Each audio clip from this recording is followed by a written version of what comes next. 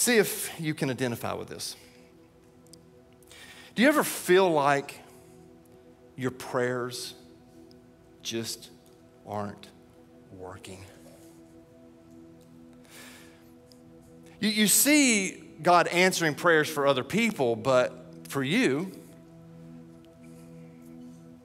you don't see it. In fact, maybe some of you are thinking, I don't even know if God cares.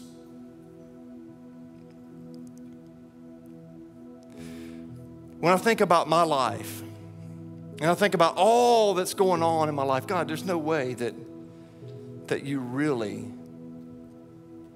care. It could be that you have a hard time singing about Jesus because you're not even sure if Jesus really even works for you. Like, I'm living the right life. I'm doing the right things. I go to church. I'm trying to be faithful, but everything is falling apart. Nothing seems to go right. Come on, Jesus. Where's your power? Where's your strength? Like, have you ever felt like that? Is it wrong for me to say it? I have? As a pastor.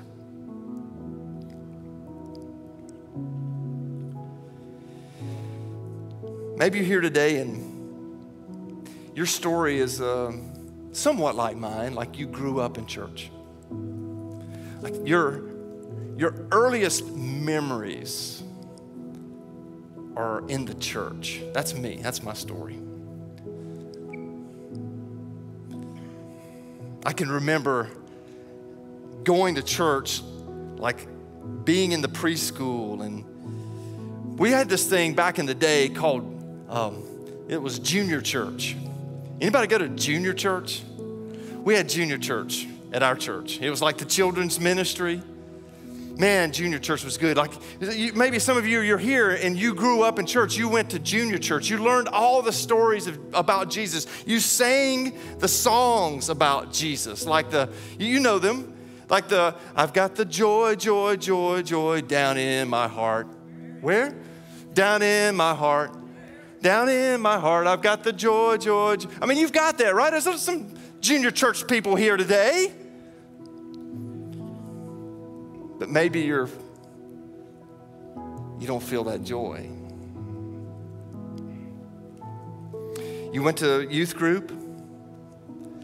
You went to all the camps, all the retreats. But you started noticing something. You started noticing a disconnect from the way things are at church and the way things are at home. Your mom and dad, they went to church. They may have been leaders in the church, but they were different. At church, they were one way, but at home, it was something completely different. They fought a lot, so much so that you were concerned about them. You thought, oh God, if you don't do something, if you don't heal their relationship, then they're going to separate. And so you prayed and you believed. And they divorced. And you're thinking, well, Jesus, you didn't work for them. You didn't work for me. Maybe your story is like this. You're a Christian couple, and you had all these desires in your life to honor God with your relationship. And so you attended church. You didn't just attend, man. You were all in. You served together. You went to life group together. You were all in. But one of you lost your job. And the weight of everything that was going on began to just press down on your shoulders. And not only did you lose your job, but other losses started to come. You lost a child. And the more losses just kept piling on until eventually you lost your marriage. And you're here today and you hear a song about the power of Jesus and you're thinking, not for me.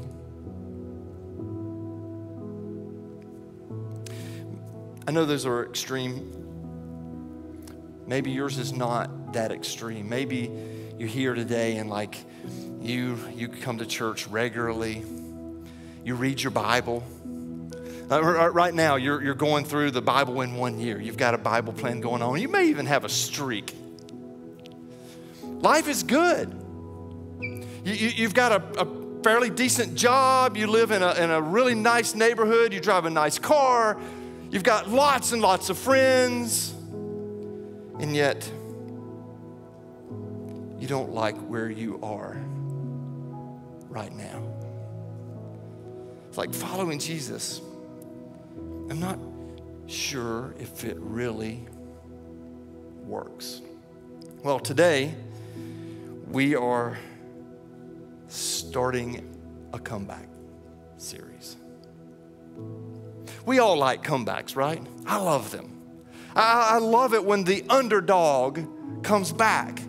I love it when something happens that you don't expect. And I just want all of us to know that there's a comeback in all of us, every single one of us. But for there to be a comeback, something has to change. Like in order for the momentum to shift, you can't just do things the same way you've been doing them.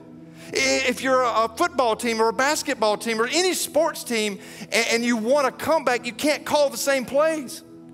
If you just keep calling the same plays over and over again, you're just going to keep getting the same results over and over again. And so there has to be something happen. You got to call a play that your opponent doesn't expect you to call for a comeback. I love comebacks. I was writing this message last weekend while I was watching UNC and App play each other. Man, I thought, they're going to come back and win, you know? And I was cheering them on because they were like the underdogs. And then yesterday, they played Texas A&M. And they are the underdogs. Like, they're not even ranked. And they beat, the number 6 ranked team? I love it. We all have a comeback. You know, life is too short. Life is too short for us to lose our priorities, to lose what matters. And one of the things that God has been working in me for a little while right now is to watch for that. Like He's given me an awareness to live life as if I were going to die soon. I mean, no, not tomorrow or anything, but soon. You understand that life is short. It's very short. The Bible tells us that we're here today and we're gone tomorrow. Life is but a vapor. It's like a breath. That's what our life is. Those of you that are younger, just go talk to your parents. They'll tell you, life is very short. It's extremely short. We don't have the luxury of getting this wrong. Today I've entitled the first talk in this message series, Come Back to Who Can Change Your Life. Come back. Because some of you are here today and you need to come back. You might be thinking about Jesus and you might be thinking, come back. Why? Because it doesn't work. I want to suggest to you that maybe you missed something. In John chapter 14, I want to read to you the words of Jesus. In John chapter 14, verses 1 through 6, this is what Jesus Christ Himself said. This came from Him. Listen to what Scripture says. Let not your heart be troubled. I wonder how many of us right now, that's us. We have a troubled heart. Believe in God, believe also in me. In my Father's house are many rooms. If it were not so, would I have told you that I go to prepare a place for you? It's like Jesus is saying, I'm not a liar. I'm not a deceiver. You know that the things that I say, I do. I give you truth. So I'm not telling you a lie. I'm not deceiving you. Verse 3 says, and if I go to prepare a place for you, I will come again.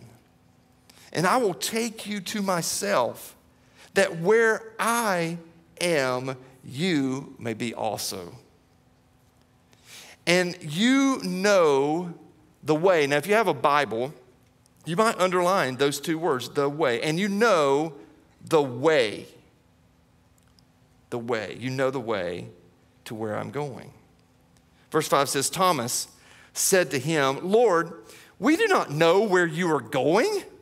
Like, how can we know the way? You know, Thomas gets a hard rap, right? He gets beat up a lot of times. He's like the doubting guy, right? We do the same thing. Jesus said to him in verse 6, I am the way. Can we just say that together? Those 4 words. I am the way. I am the way, the truth, and the life, and no one comes to the Father except through me. If following Jesus isn't working for you, it might be because you're not walking the way Jesus walked. It might be that you're not living the way that Jesus lived, which is the way. That's what it's called. Hodos is the Greek word, way. It's a word that means a traveling way, a journey. Yeah, that's why Thomas, he was thinking, what do you mean, Jesus, that we know the way? Like, I don't know the way that you're traveling. I don't know where you're going. I don't know that destination. But Jesus wasn't speaking of that. He was talking about another meaning that hodos means, which is a course of conduct. Like, it's a way of thinking, a way of living, a way of making decisions. And Jesus says, I am the way. I'm the way. Like, the way really matters. It really matters. A lot of times we can speak truth, right? We can speak it in the right way, and we can speak it in the wrong way. And those of us that are married, we know this very well. Okay? If you're married and your spouse comes out and says, well, how do I look? And you respond by saying, you look good. Well, that's one way to respond. Another way to respond is, you look good. Now, I said it that's the same phrase, right? But how many of you know they have 2 totally different meanings? Okay? My wife comes out and says, how do I look? And I respond by saying, well, you look good. Oh, that's not good. But if I respond to her by, oh, baby, you look good. Oh, see, that's the right way. There's a right way and there's a wrong way of doing things. If your spouse walks out and says, you look at them and says, well, you're wearing that? Let me just help you. That's the wrong way. Now, you can say the same phrase and you can say it a little bit differently, like, you're wearing that. Completely different meaning. The way matters. The way. The way. What has happened in our life, in Christian society, is that we have been more focused on the truth of Jesus than the way of Jesus. And I want to give you a very important, it's almost like it's a key thought for today. If you're taking notes, you can write this down. If you want to experience the life of Jesus, you have to live the way of Jesus. The way. You have to learn to think like him, live like him, make decisions like him. If you look back, a lot of times we overlook the way of Jesus. The early Christians, they focused on the way. In fact, they weren't called Christians at all. They were called the followers of the way. The way. We overlook it. Think about it for just a moment. Compare the way that Jesus lived to the way we live. When we look at the Bible, his followers, his closest followers said that Jesus was full of joy. Like he just overflowed with joy. He was like the happiest person to ever live. And think about us. We're not really full of joy, right? We're full of anxiety. We're full of stress. Jesus, he didn't worry. In fact, he was one of the ones that said, don't worry. Like, don't worry about anything. Like, don't even worry about tomorrow. Tomorrow's got enough to worry about. But what do? We worry about everything. We worry about the economy. We worry about the price of gas. We worry about our job, our kids. We're just constant worriers, completely opposite to Jesus. Jesus, he stopped for people. He actually liked people. We've lost that. We don't stop for anything. Like, we don't even stop for stop signs, right? We just kind of keep rolling right on through. The other week, I was going home from church. I pulled up to this red light, and I don't know what I don't know where I was at. I just took off. What did I just do? I was talking to Andrea on the other line, and I'm like, honey, I just ran a red light. I don't know what I was thinking, but that's us. Like, we don't stop for anything. Jesus, he spent daily time with God. And yet, I can't even pray for 5 minutes without dozing off, or without a distraction.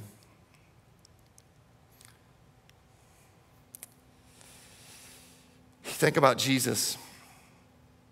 He traveled differently than we travel. Like, he walked everywhere. We don't walk. Like, he took his time, but what do? We rush. We're in a hurry. Everything about us is in a hurry. I was thinking this week about this whole thing, and I'm like, why am I always in such a rush? Like, why is it that I'm in such a rush to become somebody that I never wanted to be?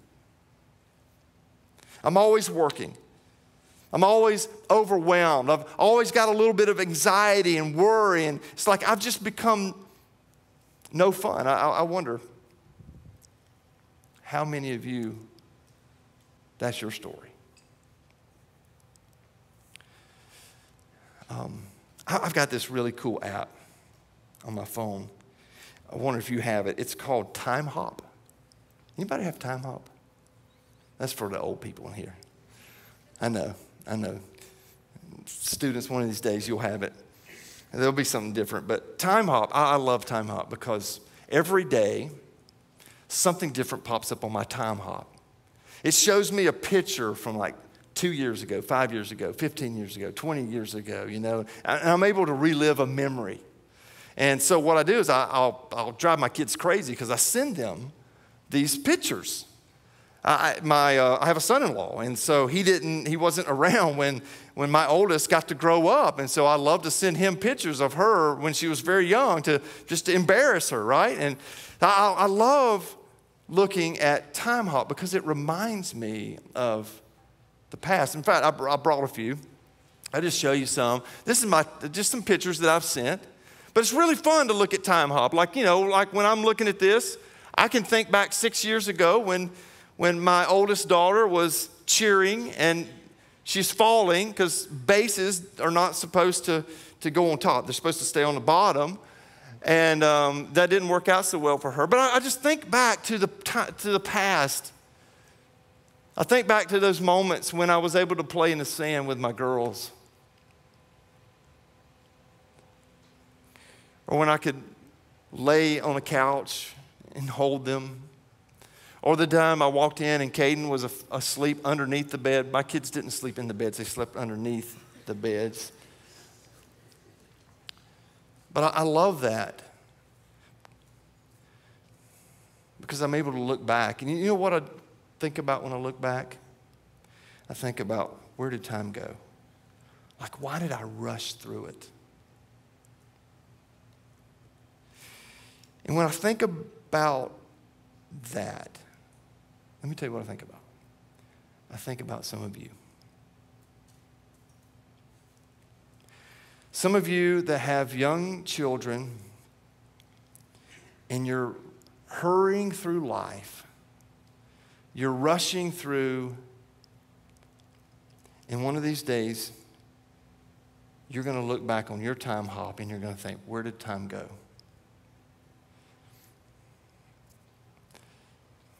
Jesus didn't rush. I mean, think about Jesus. Jesus could have rode any animal he wanted to. If I'd have been Jesus, I would have gotten the fastest horse alive at that time.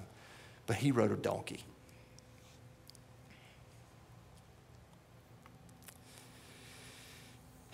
Maybe you're here and you see yourself becoming the person that you never wanted to become. Like your schedule is overwhelming, the pace of life that you're moving in, you see it, it's destroying you. It's pulling apart your family. It's pulling apart the relationships that you have with your kids. It's hurting your health. It's even going after your friendships and your relationship with God. If that's for you, if that's where you find yourself today, I want to go back to some words of Jesus in Matthew chapter 11, where he said this. He said, come to me. Come to me, all who labor and are heavy laden, and I will give you rest. I just wonder how many needs rest today. Jesus says, come to him. He says, take my yoke upon you and learn from me, for I am gentle and lowly in heart, and you will find rest for your soul, for my yoke is easy and my burden is light. Now we read that and it seems a little bit weird because I'm quite sure in our conversation this week, nobody was talking about a yoke. Like it's just weird. A yoke, take my yoke upon you. Well, I want you to understand a little bit about a yoke. A yoke was this wooden cross piece that would fasten two animals together. It was used to put them together so that they could work together. They could accomplish more. So if you wanted to pull a plow or pull a cart and you hooked two animals together, you would use a yoke. I brought a picture. I want to show you what a yoke looks like. This is a yoke. Now, Jesus didn't carry a yoke around. He wasn't saying to them, okay, here, let me put this on you, James. Come here. Come here, John. Let me put this on. I'm gonna connect you to me. That's not the imagery here. But what he was saying was an imagery that was carried throughout the first century. The rabbis, which Jesus was a rabbi, the rabbis had what they called a yoke. It was their way of teaching. And so he's saying, I have this yoke. My yoke is easy. It was his way of how to live, how to shoulder the weight of life. And so Jesus is saying to his disciples, he's saying to you and I, take on my yoke. Yoke yourself to me. I love this imagery because we go through life oftentimes, instead of following Jesus, we're fighting him. Like some of us today, we're here and we're wrestling with really, is Jesus really working or not? And the reason why we're wrestling with that is because we're fighting him and not following him. I love this imagery. If we could just yoke ourselves to Jesus, be yoked to him. I was talking with a farmer this week, and we were talking about a yoke. And he said, oh yeah, growing up, if we had a young horse that we were trying to train and trying to teach how to pull like a carriage or to plow, we would yoke them to an older, more experienced horse. And that young horse would learn from the older, more experienced horse. That's the imagery here. Jesus is saying, yoke yourself to me, connect yourself to me, and I'll give you strength. I love it because if you're yoked to Jesus, you can fight all you want to, but he's going to drag you.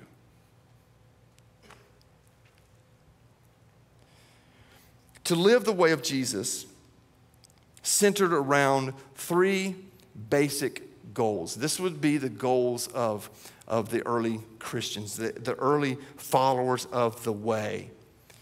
I'll give you the three. One of them is to be with Jesus. Just be with him.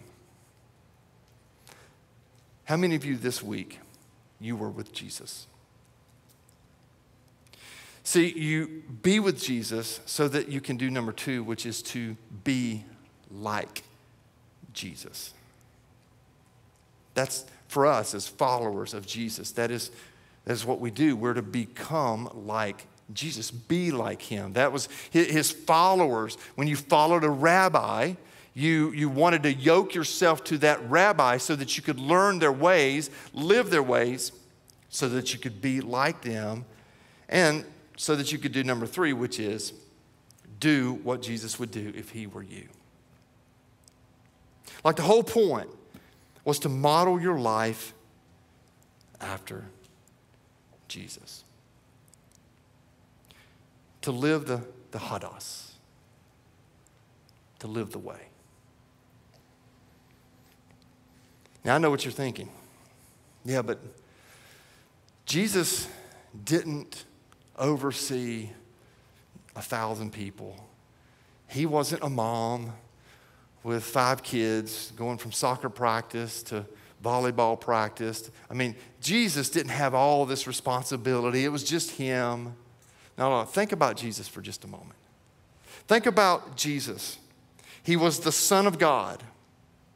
Jesus was called to live this sinless, perfect life. He had this calling on him to bear the sins of the world upon his shoulders. That was Jesus.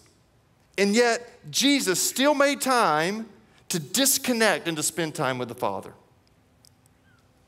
Jesus, he had meals with his friends. Like he actually enjoyed people. He would take people's phone calls. I mean, not literally, but you know what I mean. Like he wouldn't ignore people. He would stop to talk to them. He would talk and meet with those who were hurting. That was Jesus. You can't find a place in Scripture where he just kept moving on, where he didn't have time for someone.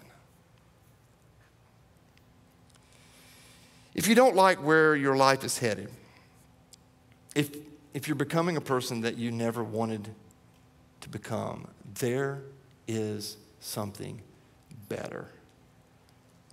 You can come back to who can change your life. Come back to him. If you want to experience the life of Jesus, you have to live the way of Jesus. And I wonder if there are anyone here that's kind of like me and you're just tired of what you're seeing. Because I am. I'm tired of my stress. I'm tired of the anxiety that I feel, the pace of life. I'm tired of working on vacations. I'm tired of sleepless nights. I'm tired of worrying. Is that anybody?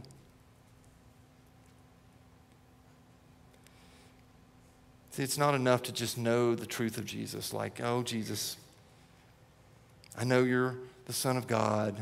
I know you're perfect. I know you're sinless. I know you're going to, you hung on a cross for my sin. I know all of that. It's not enough to just know the truth of Jesus. We have to live the way of Jesus. How many of you are living the way of Jesus?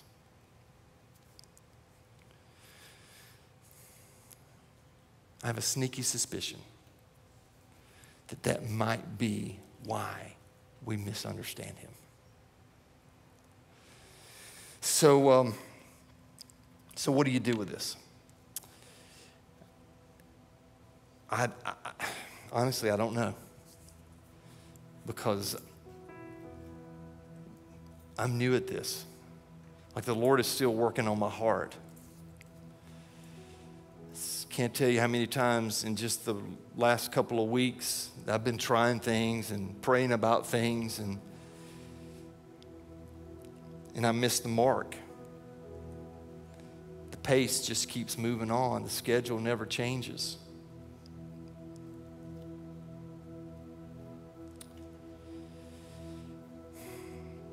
But here's what I know. There's a comeback in all of us. And it's in all of us. If you want to know what to do, then you got to come back next week. Next week, let me tell you what we're going to talk about next week. It's so important. Next week, we're going to talk about the greatest enemy of our spiritual life. You know what that is? It's hurry. It's the greatest enemy of our spiritual life. I know so many Christians today who are just overwhelmed. They're overwhelmed by anxiety. They're overwhelmed by stress. Like they're keeping, and some of you, like I'm looking around right now and I see you're keeping an unsustainable pace. And it's ripping you apart. Why? Why do we do that? Why is it that we are always rushing to become somebody that we don't even like? Next week we're going to talk about that. But if you're tired like me, if you're tired of your anxiety and you're tired of your stress and you're tired of the fear and the anger and the pain, you're tired of all of that, you can come back. You can come back. You can come back. You can come back to the one who can change your life. You can come back to the way of Jesus. Not just the truth of Jesus, but come back to the way of Jesus. When Jesus says this, it's an invitation to take on his yoke. It's an invitation for us to travel through life with him by our side, to lean on him and to allow him to shoulder the weight of our life. That's the invitation. The invitation is to step out of this fast-paced, burnout society that we live in and to step into a way that can change our life. A way where we can find rest for our soul. You see, if you want to experience the life of Jesus, you have to learn to live the way of Jesus. And that's your assignment this week. Learn to live the way of Jesus. You got 3 things to do. 3 things. You got to make some time. You got to be with Jesus. How many of you spend time every day with Jesus? Let's try it this week. It'll change your life. I recommend doing it in the mornings. Okay, it's the first thing I do. When I get out of bed, first thing I do, I go and I spend time, I get coffee first, okay. I get coffee and I go and I read my Bible. I go and I pray. I spend time with Jesus. This week, that's your assignment, spend time with Jesus. Because the more time you spend with Jesus, the more, number 2, you'll be like Jesus. You'll be like him. You'll be like him to that co-worker. You'll be like him to the friend at school or the teammate. You'll begin to be like him. And the more that you become like him, the more that you'll live the way that he would live if he were you. You know, we make fun of those bracelets. Remember the bracelets that used to say, "What would Jesus do?" We make fun of those. But what a powerful statement they make. Do what Jesus would do if he were you. Come back to Jesus and he will give you rest. Come back. It's free. You don't have to do anything to earn it. Like, it's a gift. Come back to Jesus. Take his yoke up on you. It's easy. Join him. Do life with him. It doesn't promise an easy life, but it is an easy yoke. Will you bow your heads? Will you close your eyes? Maybe some of you are here and like you need to do what I've done so many times in just the recent weeks. And you just need to say right now to Jesus, Jesus, I'm coming back. Like right now, why don't you just have a conversation with him? Jesus, I haven't been with you. The pace that I've been trying to sustain, it's kept me away. And Jesus, I'm coming back. Just tell him, I'm coming back. I'm coming back.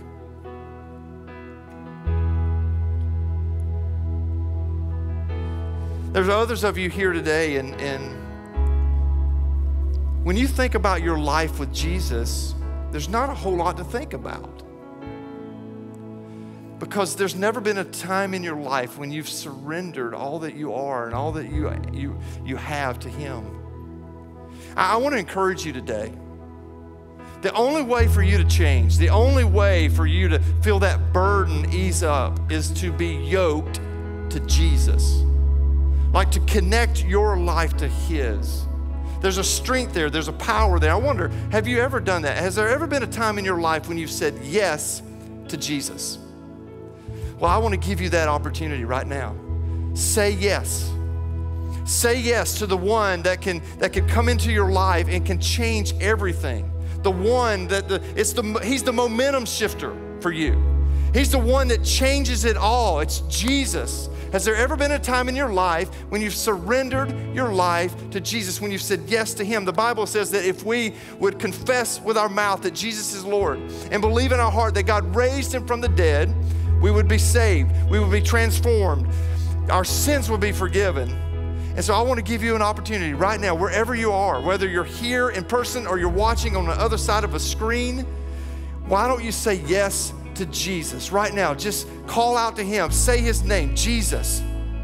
Jesus, will you please forgive me of my sins? Go ahead, tell him. Go ahead, just say it. Jesus, please forgive me of my sins. Jesus, I'm asking you to come into my life right now. Come in and change everything about me. Jesus, I'm surrendering my life to you. Go ahead, tell him that right now. Jesus, I'm giving you my life. Jesus, I'm connecting my life to yours. I'm all yours. Was that the conversation that you just had with him? If it is, let me tell you what just happened. Your sins are forgiven. Jesus Christ just stepped out of heaven and right into your heart. Like you are now yoked. You are now connected to the risen Son of God. Isn't that amazing? And this is what I want to ask you to do. Wherever you are, whether you're on the other side of a screen or you're right here in person, you've got to tell somebody. And I'm going to ask you, can you just start with me? Like wherever you are, if you just had that prayer, if that was the conversation that you had with Jesus Christ, would you tell me by just simply lifting your hand? Wherever you are, just raise it up. Just raise it up and hold it up just for a moment, just long enough for me to see it. Just hold it up. Yeah, hold it up. Hold your hand up. Pastor, I prayed that prayer. I just gave my life. I surrendered my life to Jesus. I said yes to Jesus. I said yes to him. I said yes to him. Thank you. Those of you that are on the other side of a screen, you can do the very same thing. Just click the little hand raised emoji at Online Church. Send us a message, okay? Let us know. Send us a text and say, I said yes to Jesus. It's the greatest thing that you could ever do. God, I want to say thank you for loving us. I want to say thank you that you gave us Jesus, that we don't have to walk through this life alone. And I pray that you would help us over the next few weeks as we not only look at the truth of Jesus, but we look at the way of Jesus, the life of Jesus. Help us to yoke ourselves to him, to walk the way that he walked, to see people the way that he saw people, to talk to people the way that he talked them, to love the way that he loved, to make decisions and to think the way that he thought. Help us. Help us to be with Jesus, to be like him. And oh, Lord, may we, as the weeks and the days go on, may we ask,